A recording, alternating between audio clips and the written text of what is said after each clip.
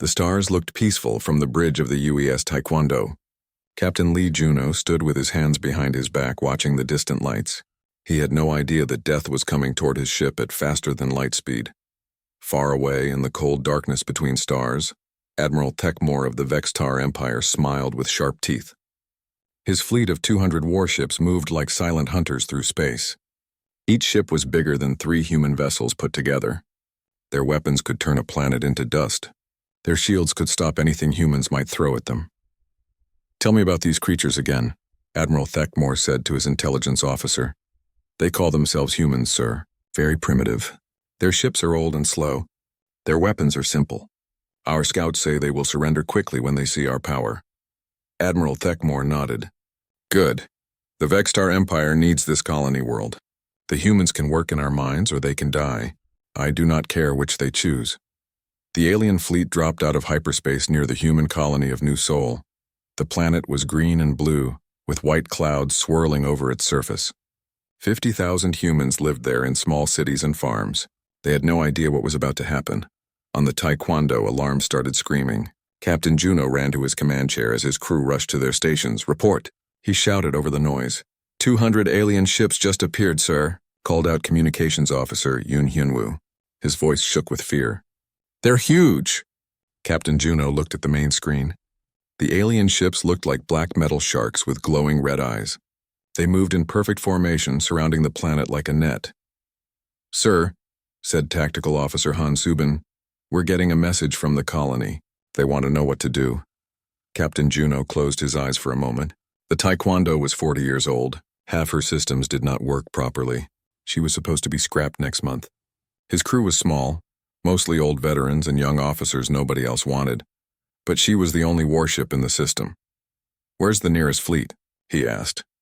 3 days away at best speed, sir," Han Subin replied. Captain Juno nodded slowly. 3 days. The colonists would be dead or enslaved long before help arrived. "Sir," came a voice from behind him. It was Chief Engineer Park Minju, covered in grease and sweat. "I heard the alarms." "How bad is it?" 200 alien warships, Captain Juno said simply. Park Minju whistled low. "Well, that's not good." "How many do we have?" "1. She laughed, but there was no humor in it. "1 rusty old ship against 200 alien monsters." "I like those odds. Can the ship fight?" Captain Juno asked. Park Minju wiped her hands on a dirty cloth. "Sir, this ship should have been scrapped years ago. The fusion reactor makes strange noises. Half the missile tubes are broken. The shields are held together with prayer and spare parts. That's not what I asked." She looked him in the eye. "Give me 10 minutes to reroute some power and I'll make this old girl sing one last song." Captain Juno turned to his weapons officer. "Kim Do-hyun, what do we have for weapons?" Kim Do-hyun checked his screens. 12 working missile tubes out of 24. The main cannon works, but it overheats after 3 shots. We have 40 nuclear warheads, but they're old models. And, sir, we have kinetic rounds for the secondary guns. "Kinetic rounds?" Captain Juno raised an eyebrow. "Yes, sir. Just chunks of metal fired really fast. They stopped using them 20 years ago because they're too simple." Captain Juno almost smiled. Sometimes simple was good. Dr. Choi Yunha arrived on the bridge carrying her medical bag. "I've prepared the sick bay for wounded. How many are we expecting?" "All of us," Captain Juno said quietly. She nodded like he had told her the weather. "I'll be ready." The main screen lit up with an alien face. It was gray and reptilian with cold yellow eyes. When it spoke, the computer translated its words into human language. "I am Admiral Techmore of the Vextar Empire. You will surrender immediately. Your people will serve us or they will die. You have 1 minute to decide." Captain Juno stood up slowly. His crew looked at him, waiting. These people trusted him to make the right choice. The colonists below trusted him to protect them. "Yoon Hyunwoo," he said calmly. "Open a channel to the alien fleet." "Channel open, sir." Captain Juno straightened his uniform. "Admiral Techmore, this is Captain Lee Juno of the United Earth ship Taekwondo. I have a message for you." The alien's eyes narrowed. "Speak quickly, human. Your time is almost over. Go to hell." Captain Juno cut the channel and turned to his crew. "Battle stations. We're going to show these aliens what humans do when someone threatens our people." "Sir," Han Subin said carefully, "we're just one ship." "Yes, we are, but we're a human ship with a human crew. defending human lives. That has to count for something. Park Minju's voice came over the intercom from the engine room. Captain, I've got your power ready. The reactor is singing like a bird. A very angry radioactive bird, Kim Do-hyun reported from weapons. All working systems are loaded and ready. I've programmed our missiles with evasion patterns. Sir, said Yoon Hyun-woo, the colony is asking for orders. Captain Juno thought for a moment. Tell them to get underground and stay there. Tell them that the Taekwondo will hold the line. He sat down in his command chair and looked at the alien fleet on the screen. 200 ships against 1. It should have been hopeless. But Captain Juno had served in the Navy for 25 years. He had learned that sometimes the impossible was just another word for difficult. Helm, take us into the formation. Maximum speed, sir. The helmsman looked confused. You heard me. Right into the middle of them. Let's see how brave these aliens are when we're close enough to breathe on them. The Taekwondo began to move, her old engines glowing blue-white. She was 40 years old, rusty and outgunned, but she was crewed by humans who refused to give up. The battle for New Seoul was about to begin. The silence stretched between the two ships like a held breath. Captain Juno studied Admiral Thekmore's face on the damaged screen. The alien commander looked tired, older somehow than he had at the beginning of the battle. Terms, Captain Juno repeated slowly. What kind of terms? Admiral Thekmore glanced at his officers, then back at the screen. Safe passage for your colony ships. A promise that the Vextar Empire will not attack human space again. In exchange, you let my fleet leave peacefully. Captain Juno almost laughed. Admiral, you have 150 ships. I have one ship that's barely holding together. You're asking me for terms? Yes, why? Admiral Thekmore was quiet for a moment. When he spoke, his voice was different. Less commanding, more thoughtful. Captain, in the past 50 years, the Vextar Empire has conquered 37 worlds. Some species fought us with advanced weapons. Others tried to hide behind powerful shields. A few attempted to negotiate with superior diplomacy, and they all surrendered when they realized they could not win. But your people fight like they have already won, even when losing. I do not understand this. Dr. Choi Yuna appeared on the bridge, her medical uniform stained with blood. Captain, permission to speak with the alien commander? Captain Juno nodded. Admiral Thekmore, this is Dr. Choi Yunha, our medical officer. Dr. Choi Yunha stepped forward, looking directly at the alien on the screen. Admiral, during this battle, how many of your people were injured? Admiral Thekmore seemed surprised by the question. Perhaps 300 across the fleet. Are they receiving medical treatment? Of course. Why do you ask? Because I have 17 seriously wounded humans in my medical bay. But if your people need help, I will treat them too. Admiral Thekmore stared at her. You would treat enemy wounded? They're not enemies. They're patients. That's how humans think. Yoon Hyun-woo looked up from his communication station. Sir, I'm picking up signals from other human colonies. Word is spreading about our battle. They're asking if they should send ships to help. How many ships? Captain Juno asked. 12 colonies have responded so far. Between them, they have maybe 40 vessels. Old cargo ships mostly, but they want to fight. Admiral Thekmore heard this exchange. Cargo ships? They would send civilian vessels against warships. Admiral, Captain Juno said, let me explain something about humans. We don't have a warrior class like you do. We're all warriors when we need to be. The farmer who grows food, the doctor who heals the sick, the engineer who fixes machines. When someone threatens our people, we all become soldiers. Park Minju's voice came over the intercom. Captain, I've been listening to this conversation. With your permission, I'd like to say something to the Admiral. Go ahead. Minju. Admiral Thekmore, this is Chief Engineer Park Minju. I want you to know that I've been working on this ship for 15 years. She's old and rusty and half her systems don't work properly. But she's home. And humans will die to defend their home. I am beginning to understand this, Admiral Thekmore said quietly. Kim Do-hyun spoke from his weapon station. Sir Admiral, if I may add something, we're not fighting because we're brave. We're fighting because we're scared. Scared of what happens to our families if we don't stop you here. Han Subin nodded. Fear makes humans dangerous, Admiral. Not fear of dying, but fear of failing the people we love. Admiral Thekmore listened to each human speak. He had expected simple warriors, easy to understand and defeat. Instead, he found something complex and troubling. Your people fight for each other, he said slowly. Yes, Captain Juno replied. We fight for the colony below us, for the children in the schools, for the old people in their homes, for people we've never met, but who trust us to protect them.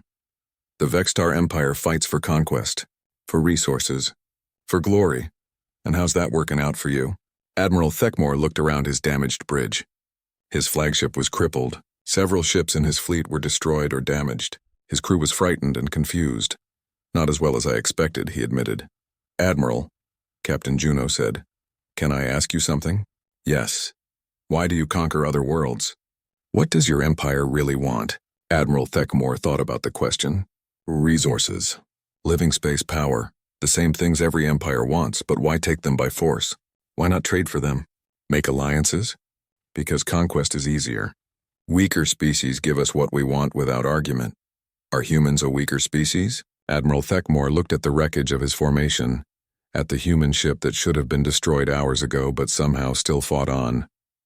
No, you are not. Dr. Choi Yunha stepped forward again. Admiral, I've been thinking about your wounded. If you want, I can send over medical supplies and treatment protocols. Human medicine might be primitive compared to yours, but we've learned a few things about healing. You would help us?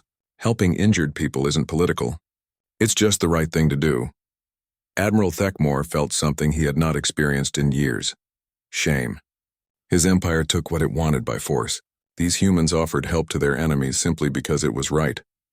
Captain Juno, he said finally, I think I understand now why your ship has fought so well. Oh, you are not fighting for victory. You are fighting for something more important. What's that? You are fighting for who you are, for what it means to be human. Captain Juno nodded slowly. Yes, that's exactly right. And that is why you cannot be defeated even when you lose. Admiral, we're still just one damaged ship. You could destroy us right now if you wanted to. Yes, I could. But what would that accomplish? It would not make humans weaker. It would not make them surrender. It would only prove that the Vextar Empire destroys what it cannot understand. Admiral Thekmore turned to his officers. Prepare the fleet for departure, sir. His tactical officer looked confused. We're leaving? Yes, we came here expecting an easy victory over a primitive species. Instead, we found something that the Vextar Empire is not equipped to handle. What is that, sir? We found humans. Admiral Thekmore looked back at Captain Juno on the screen. Captain, I am withdrawing my fleet from this system. The Vextar Empire will not attack human colonies again. Just like that? Just like that. You have taught me that some victories are too expensive to win. Admiral, Captain Juno said, thank you. Do not thank me, Captain. You earned this victory with your courage and the courage of your crew. I hope that someday our species can meet again under better circumstances. The screen went dark. On the bridge of the Taekwondo, the crew sat in stunned silence. Did we just win? Hansubin asked. Captain Juno looked around at his battered ship and exhausted crew. Yes, I think we did. The alien fleet spread out like a metal cloud around New Seoul. Admiral Thekmore stood on his command ship's bridge, watching the single human vessel approach. It was smaller than his smallest destroyer. Its hull was scarred and patched. It looked like something that should be in a museum. This is their defense? He asked his officers. One ancient ship? Yes, Admiral. Our sensors show it is very old.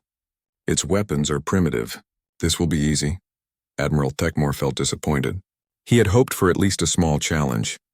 The Vextar Empire's reputation was built on crushing strong enemies, not swatting insects. On the Taekwondo, Captain Juno watched the alien formation. The ships were beautiful in a deadly way, all smooth curves and glowing lights. They moved with perfect coordination, like a school of metal fish. Target the lead destroyer, he ordered Kim Do-yeon, the one with extra antenna arrays. That's probably their communications ship. Targeting, locked on, sir. Hansubin, I want you to plot us a course through their formation. Fast and unpredictable. Make it hard for them to get a clean shot. Yes, sir. Course plotted. Park Minju's voice crackled over the intercom. Captain, I'm giving you everything this old reactor has. The power levels are way past safe limits. How long can you hold it? Maybe 20 minutes before something explodes down here. Make it 30. I'll try, sir. Captain Juno took a deep breath. All hands, this is the captain. We are about to engage a superior enemy force. Our job is not to win, Our job is to hurt them so badly that they think twice about attacking human colonies. Today we show the galaxy what humans are made of. Fire! The Taekwondo launched 6 missiles at the alien destroyer. The weapons were old and slow by modern standards, but Kim Do-hyun had programmed them well. They weaved and dodged as the alien ship fired defensive lasers. Admiral Thekmore watched with mild interest. Primitive missiles. Our shields will stop them easily. But something was wrong. The alien ship's computer systems began acting strangely. Warning lights flashed as electronic systems failed one by one. What is happening? Admiral Thekmore demanded. Sir, the human missiles are using some kind of interference pattern. Our defensive computers cannot lock onto them properly. The missiles slammed into the destroyer's shields. The energy barriers flickered and failed. Then the warheads detonated against the ship's hull. Nuclear fire bloomed in space. The destroyer's armor cracked and melted. Atmosphere vented into vacuum. The proud Vextar warship broke apart like a toy. Admiral Thekmore stared in shock. No primitive weapon should have penetrated their shields. His officers looked confused and frightened. How did they do that? He whispered. On the Taekwondo, Kim Do-hyun was grinning. Sir, their shields are designed to stop energy weapons. Our old nuclear missiles use different technology. They weren't expecting simple atomic explosions. Sometimes old is better, Captain Juno said. Target the next ship. Keep firing. The human vessel dove into the alien formation like a shark into a school of fish. It was tiny compared to the massive alien ships, but it moved with desperate speed and cunning. Park Min-ju worked magic in the engine room. She rerouted power from life support, making the air thin and cold throughout the ship. She pushed the fusion reactor beyond all safety limits. Warning alarms screamed, but she ignored them. Come on, you old beast, she whispered to the ship. One more fight. Just one more. The Taekwondo fired its main cannon at an alien cruiser. The weapon was designed 40 years ago, before energy shields became common. It shot chunks of metal at incredible speed, too fast for the alien computers to track. The kinetic rounds punched through the cruiser's shields like they were not there. Metal tore through alien armor. The ship shuddered and began to list to one side. Impossible! Admiral Thekmore shouted. How are they doing this? His tactical officer checked the sensors again. Sir, their weapons are very old. Our shields are programmed to stop modern energy weapons, not primitive kinetic rounds. Admiral Thekmore felt something he had not felt in years. Doubt. How could a single ancient ship be causing so much damage? The Taekwondo spun between 2 alien destroyers, firing missiles in both directions. Explosions lit up space as the warheads found their targets. One destroyer lost its engine section. The other had its weapons arrays destroyed. But the aliens were not helpless. Energy beams lanced out from dozens of ships trying to catch the small human vessel. The Taekwondo's shields flared and sparked under the assault. Shield power at 40%, reported Han. Soben hull breach in Section 7, added Yoon. Hyunwoo Dr. Choi Yuna's voice came over the intercom. Casualty reports coming in from all decks. I need help in the medical bay. Captain Juno ignored the damage reports. He focused on the tactical display, looking for weaknesses in the alien formation. There. He pointed to a gap between 2 large ships. Take us through that opening. Kim Do-hyun, I want you to fire everything we have at their command ship. Sir, the command ship is heavily shielded. Our weapons might not penetrate. Then we'll have to get closer. The Taekwondo accelerated toward the gap. Alien weapons fire followed it like angry hornets. The ship shook as energy beams scored hits on the hull. Park Min-ju felt the ship's pain through the deck plates. Metal screamed under stress. The reactor's magnetic containment field flickered dangerously. Captain, she called, the reactor is starting to become unstable. If this keeps up, we might have a containment failure. Captain Juno made a decision that surprised everyone, including himself. Min-ju, how big an explosion would that be? Sir? If the reactor goes critical, how much damage would it do? There was silence on the intercom for a moment. Then Park Min-ju's voice came back, very quiet. It would vaporize everything within 5 kilometers, sir. Captain Juno looked at the alien command ship on the main screen. It was less than 3 kilometers away. Interesting, he said softly. Admiral Thekmore watched the human ship approach his flagship. It was trailing atmosphere and sparks, clearly damaged. But it kept coming, firing its primitive weapons with stubborn determination. Destroy that ship, he ordered. All weapons focus fire. Dozens of energy beams converged on the Taekwondo. The human ship's shields failed completely. Holes appeared in its hull, but still it came forward, like a wounded animal that refused to die. For the first time in his military career, Admiral Thekmore felt afraid. Not of the human ship's weapons, but of the humans themselves. What kind of species fought like this? What kind of people refused to surrender even when facing certain death? The Taekwondo fired its last working missiles at the command ship. They exploded against the massive vessel's shields, causing minimal damage. But Captain Juno was not trying to destroy the alien flagship. He was trying to get close enough to ram it. The human ship accelerated on its final approach, engines glowing white-hot. In the engine room, Park Minju watched her instruments with growing alarm. "Captain," she called, "the reactor containment is failing. We have maybe 2 minutes before it goes critical." "Perfect," Captain Juno replied. "All hands prepare for ramming speed. Today we show these aliens that humans do not go quietly into the night."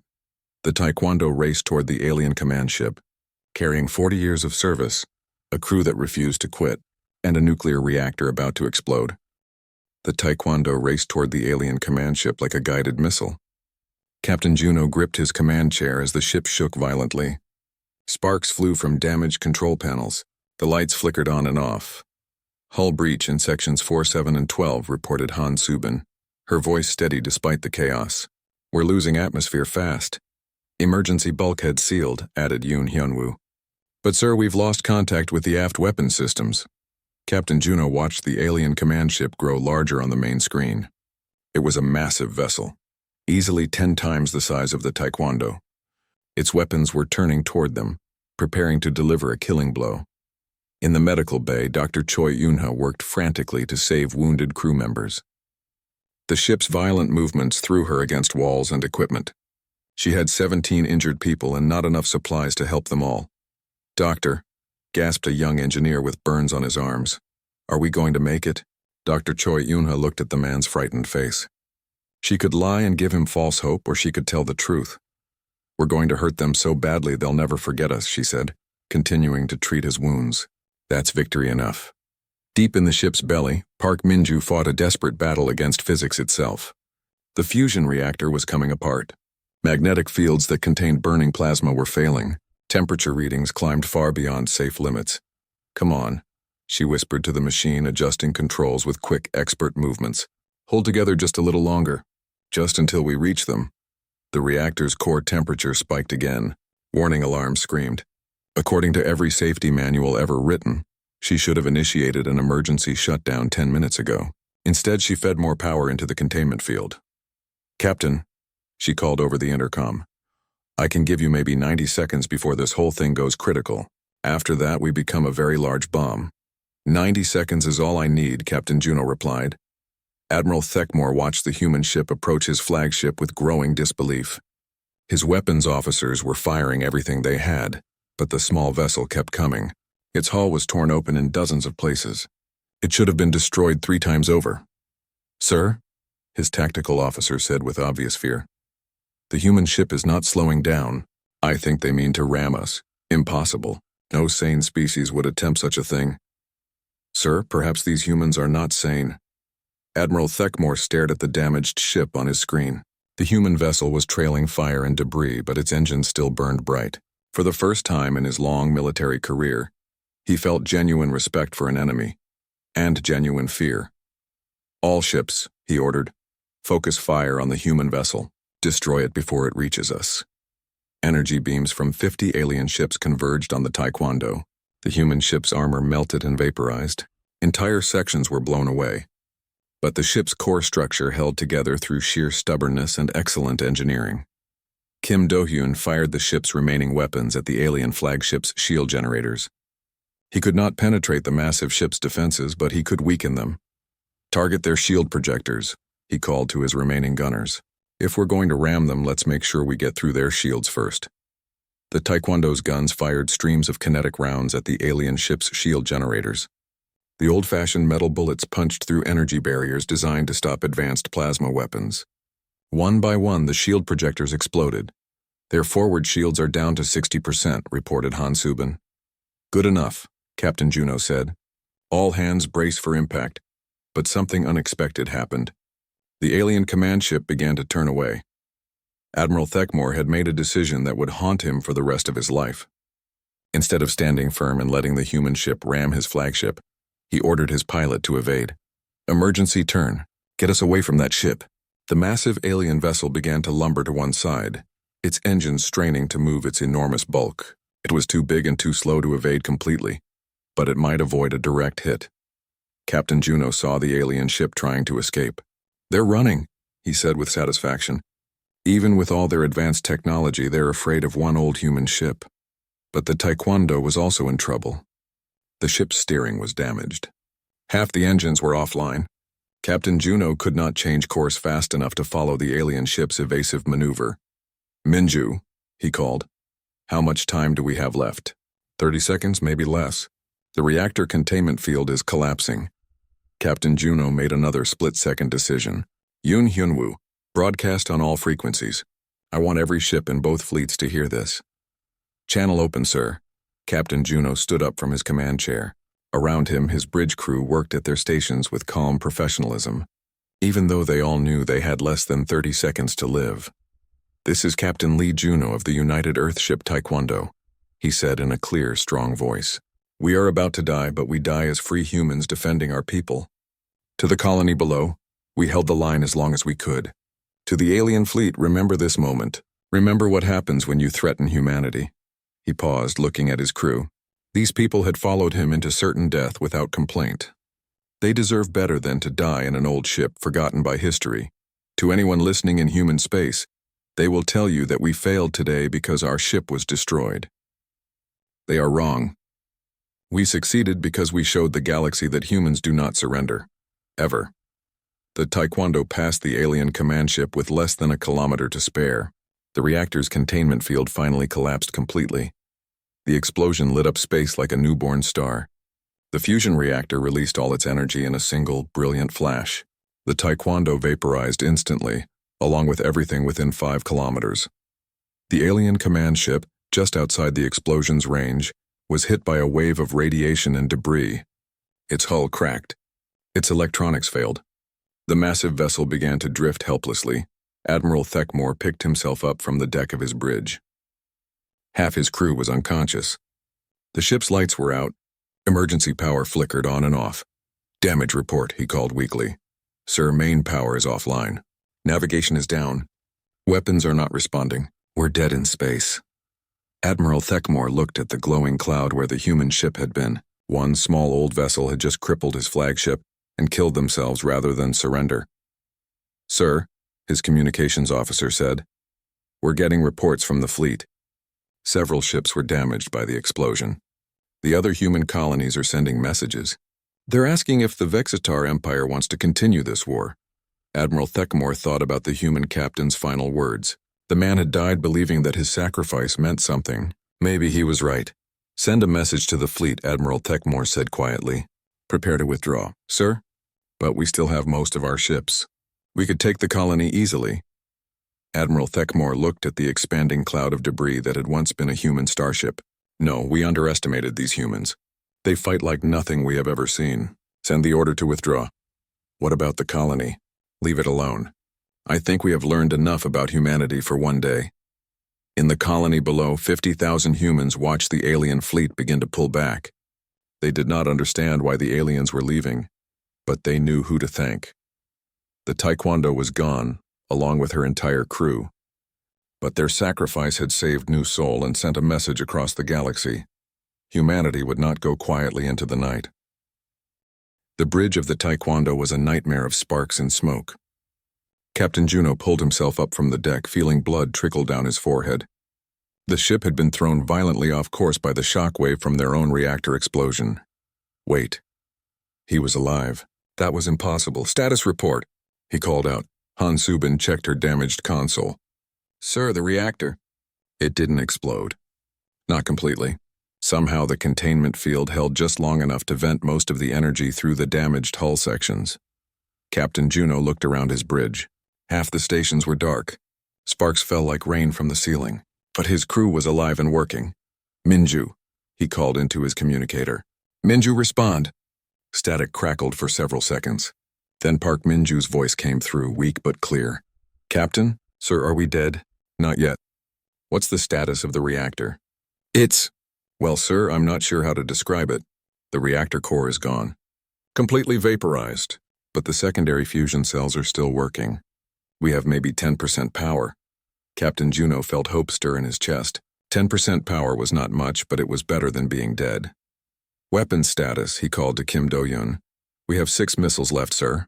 The main cannon is destroyed, but the secondary kinetic guns are still working. Sir, Yoon Hyun-woo said urgently. I'm picking up communications from the alien fleet. They're confused. Many of their ships were damaged by our explosion. Their command ship is dead in space.